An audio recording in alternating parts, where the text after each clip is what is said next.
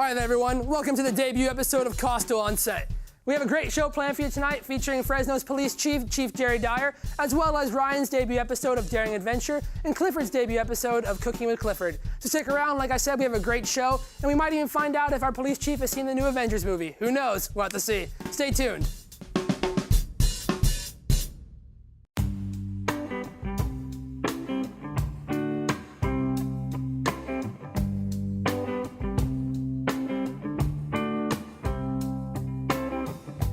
Welcome to Daring Adventure.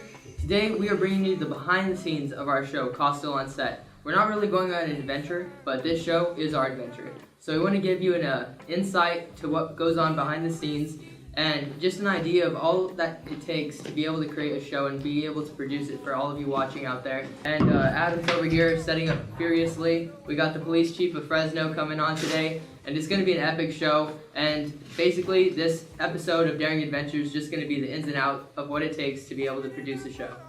Hope you enjoy it. Alright, so now we're going to start setting up some of the cameras for the show. We have 3 separate cameras going to be recording Adam and our special guest today.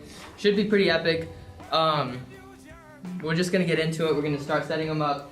Shouldn't be too complicated, but we'll see how that goes. You always know it's going to be a problem before there's a problem. Cause me and my whiskey, feeling weak at the knees. So come on my friends and have one. It's always such a problem getting these cameras put in. Here we go. Got one of the cameras hooked up for the tripod. Gotta make sure the lens is facing the right direction, because then we wouldn't have a show. Alright, cool. One camera done. Over here. Gotta get this camera all set up. Oh, God save my aunt, she always tried her best. What's the confusion and worrisome love? We have another X70 right here. This one will be primarily on Adam. It's gonna be a pretty good shot. Get that 45. It's gonna be a good day. Clean, good shots equals happy day. Have one drink for me. Hey. Oh, yeah. Alright, so here we have our wireless transmitters. We're gonna hook up the mics to our guest and Adam, and then it all gets fed back to this camera right here. It's really as simple as that. You gotta love technology. What are you doing over there? Trying to get all the cameras proportionate to the shot. Just making sure everything is as good as it can be. So final production turns out fantastic. I want to get this camera about a little higher than eye level for the guest. It's going to be focused right on you. That one looks clean. So we have this camera on the guest. We have the center camera for the wide shot, and then that camera over there is going to be right on Adam. We got some really hot coffee today. Ladies and gentlemen, thanks for coming to our show. We're really excited for you to be here, but mostly we're excited for us. You know what today means? Today means the first day of the rest of our lives, guys. You know what you're gonna do? You're gonna be a part of it. And that's why we're here today. Okay, we're here to talk about how to make amazing recipes, but not only that, how to make your life better. It starts with yourself. Telling yourself you love yourself, telling yourself you can do it, telling yourself you're ready for it, and you are ready for it. You know what? Don't wait around for the next job to come up, for that interview to come up. No, you're the only advocate for yourself. You're the only one that can get it for yourself. So wake up and go get it now. I had to go do that. I met some people up there that have really good connections because I went up there and I killed it on stage. Getting some last minute stuff ready. Jeff's entertaining the talent. Everything's going well. So we'll see how it goes. See you on the other side. Alright, so here we are back at the studio. Adam just got finished with his interview for Costall on Set. We got to show you what goes into making our show, as well as the wonderful resource that CMAC is. And if you want to ask us more questions, leave them down in the comments. This was Daring Adventure, and we're going to bring you an even better adventure next time. See you there. Had me feeling right. Hey, what's up? This is Clifford Munton, and you're tuned in to Clifford's Kitchen. We're going to be making some dank enchiladas. They're going to be groovy, dank, delicious. Stay tuned, it's going to be hot. To start off with our dank enchiladas, we're going to be chopping up some onions. We got this lovely bell pepper, we're going to chop it up. Alright, so next we're going to be chopping up this jalapeno pepper. We got some cilantro we're going to chop up. All right, so right now we're slicing up some chicken. We got some chicken breasts.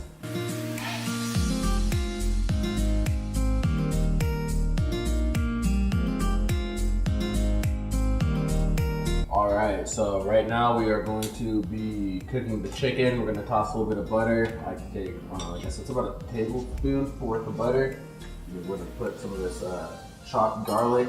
So over here I have my onions. We're gonna toss this in the butter. Once it gets a little hotter, red pepper, stir it up. Let that brown up. And in the meantime, I'm gonna take this chicken that we chopped up. So we got this chicken over here. Chipotle taco seasoning. We'll just toss it in the bowl. You could actually add a little bit of canola oil. Just mix that up. Oh yeah, look at that. That looks good. Now that this has gotten a little bit brown, see, we're gonna just take this chicken over here and dump it in and let that cook. So we're gonna stir this up a little bit. You're gonna wanna fill your saucepan. I got a small one right here. I put about an inch of oil in the saucepan, but we're not gonna heat that up until the chicken's a little bit more done. Add the oven heating at about 350 degrees because we're gonna wanna bake it for about 20 minutes at 350. Chili verde enchilada sauce, we're just gonna cut the bottom of the pan. I'm tossing these jalapeno peppers that I chopped up earlier.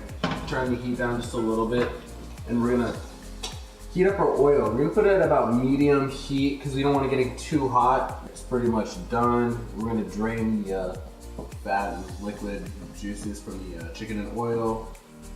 So we're gonna let that cook the rest of the way.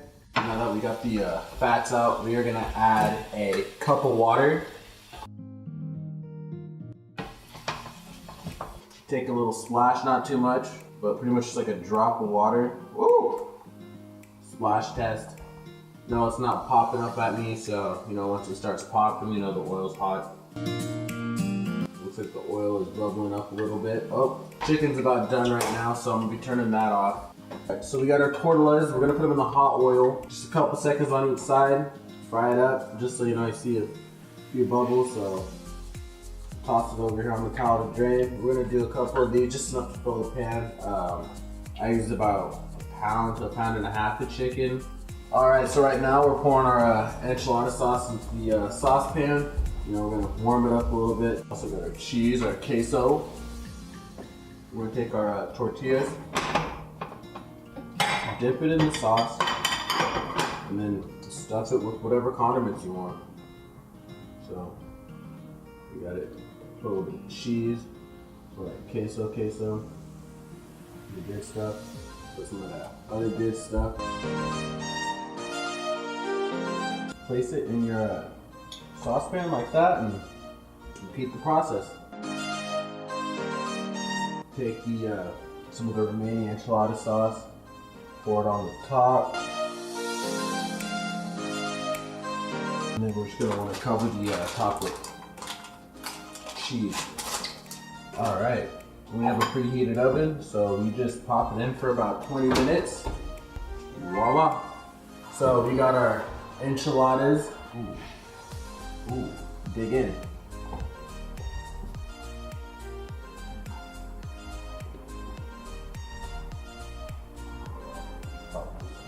Sour cream.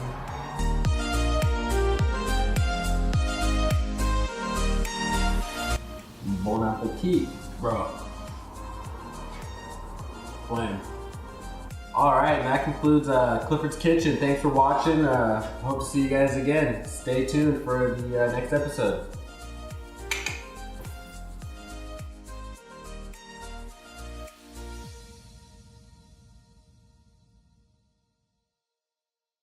And welcome back from that commercial break. As I said, we have a lot of great things we want to talk about with our main guest for tonight, so we're going to get right to it. Let's talk to him, Chief Jerry Dyer. And how you doing, sir? I'm doing well. Thanks for having me on your first show. Of course, we got a big guest for the first show, of course. So before we get into talking about how you are an influencer of Fresno, I just want to talk about your background a little bit, and I just want to know where you grew up, how you became the police chief of Fresno. Okay. Yeah, I grew up in a small town of Fowler, just south of Fresno. A great school district, a great community. and I graduated from there and went on to Fresno State. And about a year and a half into Fresno State, decided I was going to go to the police academy. I'd already applied to work at Fresno PD, but they at that time weren't hiring. And so I went through the police academy, was paying my way through, and about 4 weeks into it, I got a job offer, continued with the academy, and then I started with Fresno PD. Actually, May 1st is 39 years in the Fresno Police Department, and worked my way up in the organization.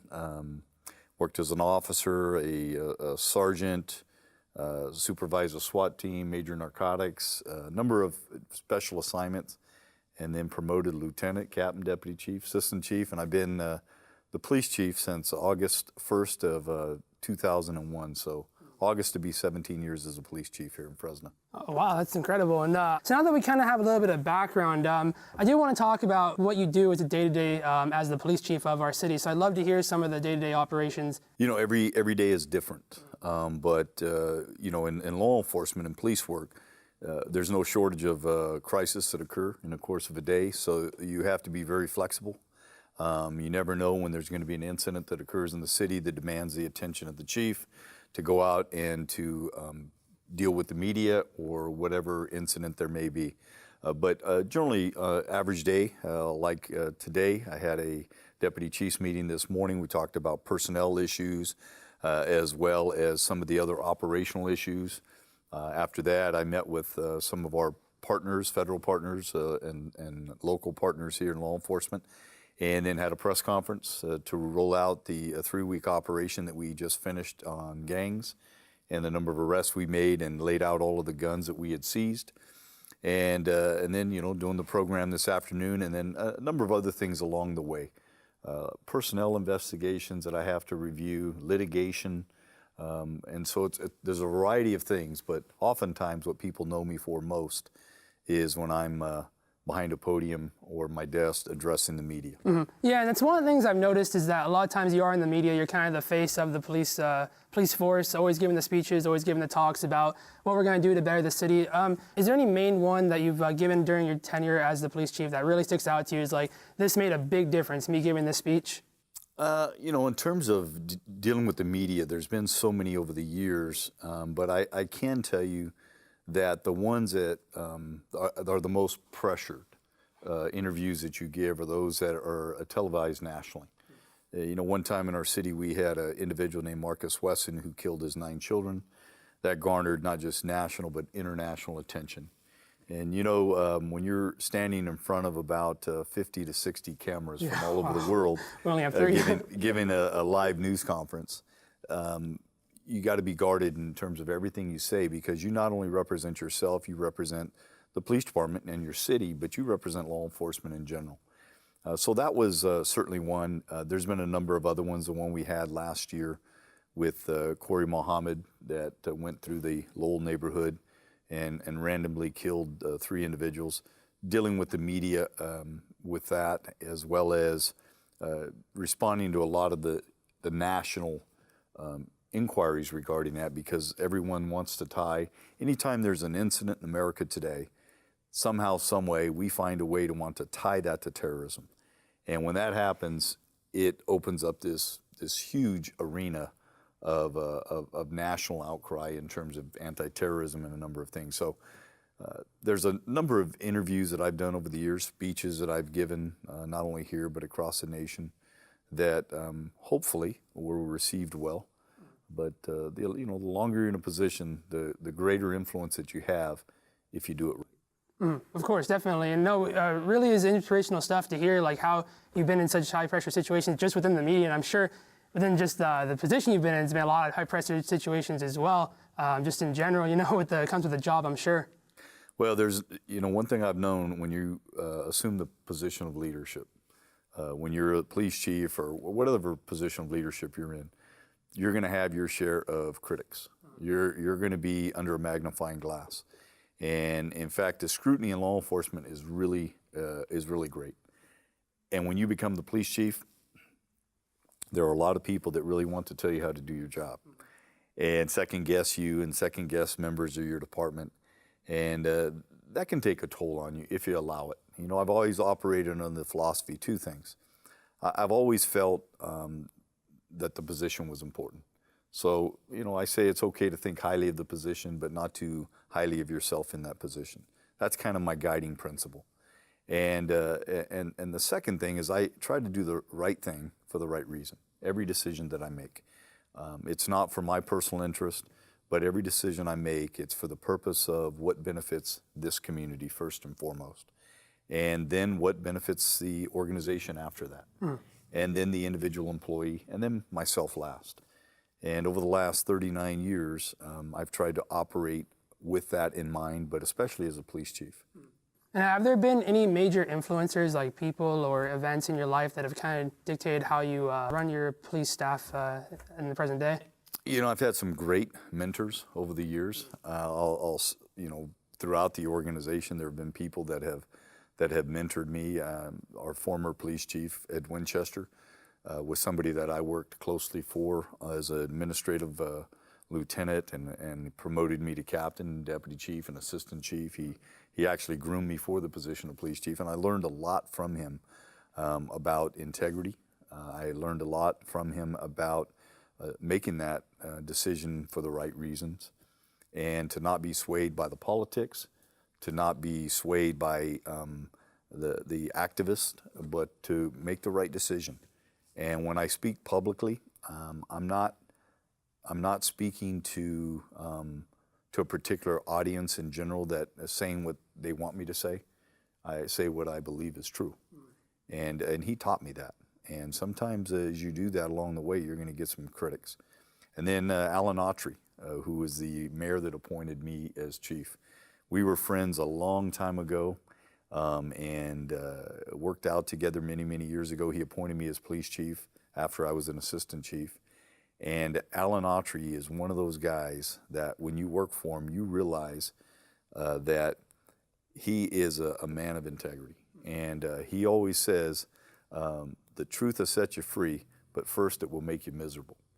You know, I operate on that premise too, but he's a great mentor, still a great friend, and he's somebody that has sacrificed a lot for this community as well. And so there's been other folks along the way. You know, I can go back in high school and junior high and so forth, but I would say recently those are the two most influential people in my life. Mm-hmm.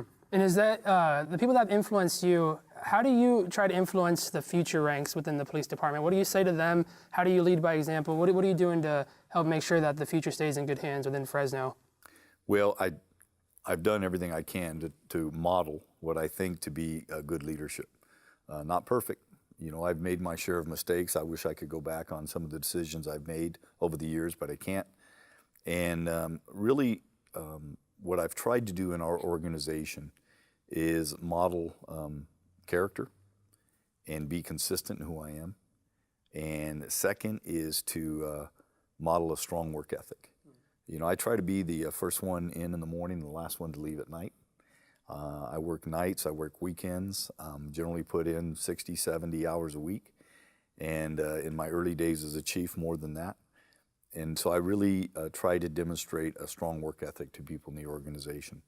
And then the other part of it is trying to develop people and allow those individuals to go out and to make mistakes.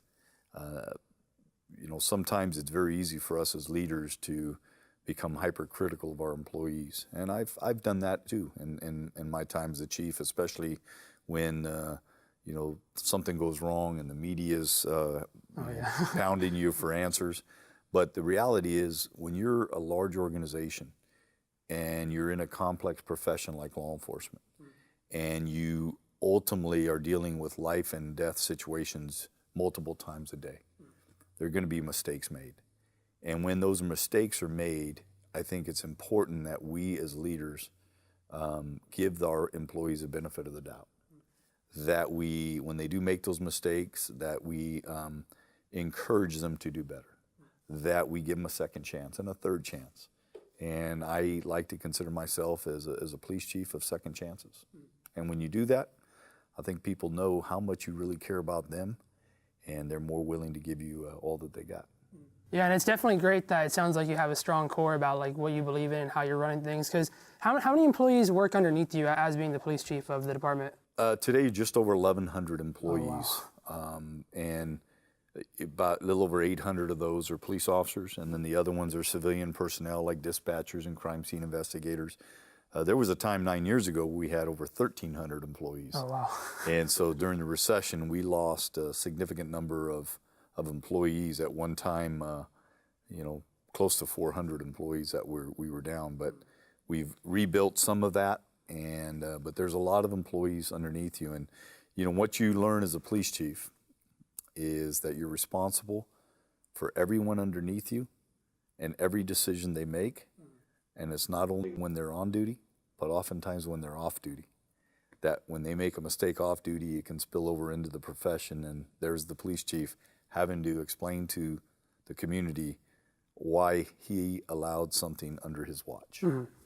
Yeah, and I can definitely imagine that becomes difficult when there's so many people you have to watch out for. 1,100, that's a lot of people, and definitely it takes a lot of courage and dedication to be able to manage that many people and keep a strong core about what to do in situations where that does happen. But another thing that I do want to talk about, and I want to be careful how I word this because I don't want to get too political about it, but I have heard you mention in different reports about how there's various laws within California that have kind of made it difficult for police officers within Fresno, especially under your command, to do their job sometimes just because of the way certain laws in this state are set up. Do you mind explaining how you're still able to do your job even with those laws interfering sometimes? Well, it's no secret over the last 7 years, the laws in California have become extremely weak. We've had a number of propositions, Proposition 47 and 57. We've had Assembly Bill 109. We had Proposition 36, and all of those designed to lessen the consequences for criminal behavior and to downsize the prison population, all for the purpose of two things: satisfying a court order that would reduce the prison population because of poor inmate health care, and then secondly, to save money for the state. And as a result, there's about a third fewer people in California prisons today than there were 7 years ago. I think we'd all like to think as human beings that these people have reformed and they're now productive in society, but the reality is that's not the case. The vast majority of those individuals continue in a life of crime, and what ends up happening is that increases the workload of our officers out there in the community, but more importantly, it decreases the safety of our citizens, those individuals that are breaking into homes, breaking into cars. So having said that, we can't control that. What we can control is how we allow our officers to operate in that environment. And we have to be more strategic in law enforcement today than ever.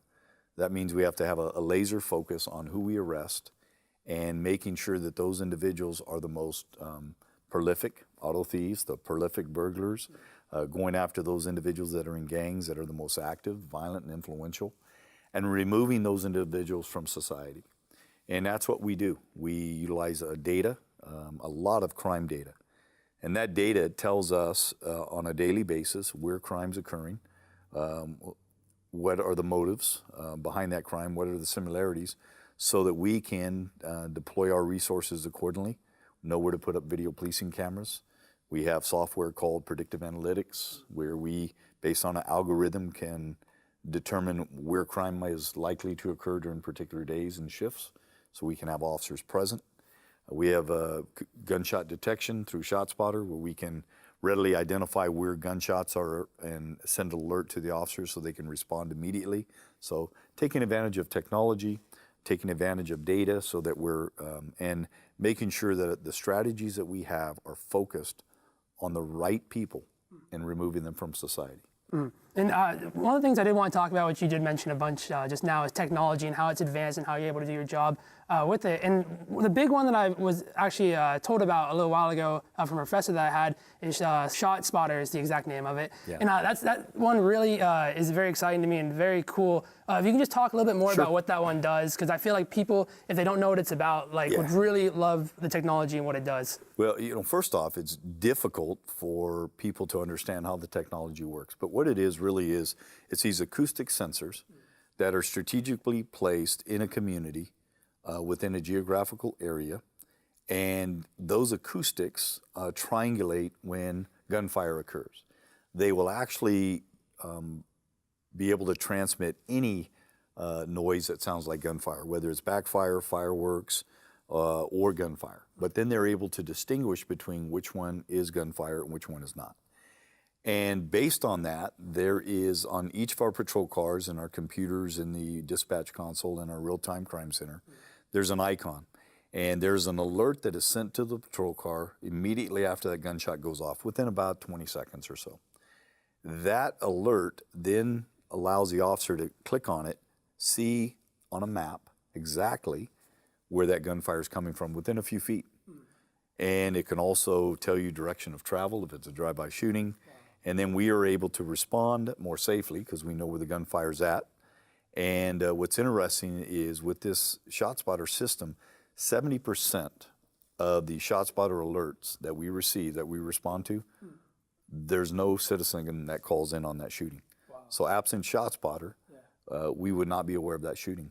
And so we have, we're getting there more quickly, more opportunity to locate victims, evidence, the shell casings, as well as to apprehend the suspect when they're driving away from the scene. Wow. No, once I heard about that, and I'm glad you explained that, because that's an incredible piece of technology. Yeah, we have 14.26 square miles covered in our city. 6 square miles funded by the city, 6 square miles funded by the Fresno Unified School District, because we have 65 schools within that geographical area covered by ShotSpotter. And then on top of that, we have 2.26 square miles covered by a federal grant. So out of 120 square miles in Fresno, 14 of those covered with ShotSpotter. And are there any other major pieces of technology that you would say either your favorite personally, just because they help a lot, or just like because they do so much? Video policing, you know, we have a real-time crime center that we developed with private funding. And it is a wall full of monitors. We have about 200 video policing cameras in the city that are strategically placed, that record, that we can operate. We can pan, tilt, or zoom on those cameras in that real-time crime center. So that real-time crime center is designed, for example, when there is a life-threatening call or a call that ends up coming in that's an in-progress incident, we dispatch our unit, but in the real-time crime center, they look at that address, pull up any video that might be in the area, and then run the address to see if there's any history that the officers should know about before they arrive in the area. It's for the officer's safety. And that is very, very helpful. But that video is also helpful in the event that we have an incident that occurs and we want to go back and look at it, any type of crime. That video is very helpful. So video in our community and video in any community is critical in terms of policing. No, yeah, definitely. There's some amazing pieces of technology that are definitely helping out within our cities. That's very nice to hear about. We are kind of short on time here, so I do have just a few sort of random, more off-topic questions, just because I know your job can be pretty stressful when you're, especially, you know, long hours, long days. So I want to know, what do movies, in your opinion, get wrong about being a cop? I'm kind of curious. I think the movies are there for the purpose of sensationalizing the profession. Nobody wants to watch somebody sitting in a room writing a report. Nobody wants to necessarily see some of the investigative follow-up that occurs behind the scene. And so it portrays only those things that are the most exciting. Chasing a suspect down the alley, getting in a vehicle pursuit. And we do all those things every night, every day. Especially in Fresno. Especially in Fresno. We have no shortage of criminal activity in Fresno. But it only portrays those things. The other thing is that it makes it look relatively simple. You know, if you watch some of the programs, CSI or any of those programs, it's amazing how fast they can solve crime. They can solve a murder in 30 minutes. The reality is it doesn't happen that way, nor do you get DNA evidence back as quickly as they do. So it really compresses what law enforcement is about in a unrealistic time frame. And sometimes in the eyes of the community, they want to know why we can't solve that same crime as fast as they did on TV. Man. But I think they understand. That's brutal, yeah. Especially like with all the other complaints, you know, if that's one of them, like that's too much. But also, I'm just wondering, what was your favorite movie of 2018 so far? Have you had a chance to see any? Oh, I have. I don't go to movies a lot. but I do go to some movies, and none of them come to mind right now. You see Avengers yet? I have not. Is that on the agenda? Like above everything else? No. I don't know yet, but you know what? I am an action thriller type movie. I can imagine. And I'm not into the love stories, but I do like action type movies. All right, cool. Yeah, so I really appreciate you coming on the show and us getting a chance to learn some about your history and some of how you've been able to influence our city. We'd love to have you on another time to talk about some of the cool things that you've been doing in the last few months. But before we go, is there anything you want to shout out? We always do this with our guests, but I know maybe like a Facebook page, an event coming up, anything you want to shout out? Well, I will tell you that one of the biggest events we're seeing in Fresno from a faith perspective is on May 5th, and it's going to be at the Save Mart Center. They're hoping to have 10,000 men there, and they've got a number of speakers come in from across the state, and it is men that are going to be building a legacy. One of the things that we see is absent in homes is the absence of fathers. We need that more than ever, and we need men to lead within our community. Far too long, I think the women have taken the lead. And that's a good thing because we were absent. But now it's time for men to go back and lead. So that is going to be on May 5th. Okay, that sounds good. But thank you, Chief. We really appreciate you coming on the show, and we look forward to talking to you another time. So for all our guests out there, we appreciate you getting to check out the debut episode of Costall on Set. Like the Chief said, we got a few things going on that we're going to put in the description. May the 5th, it sounds like, is the big event. But other than that, everybody have a nice day.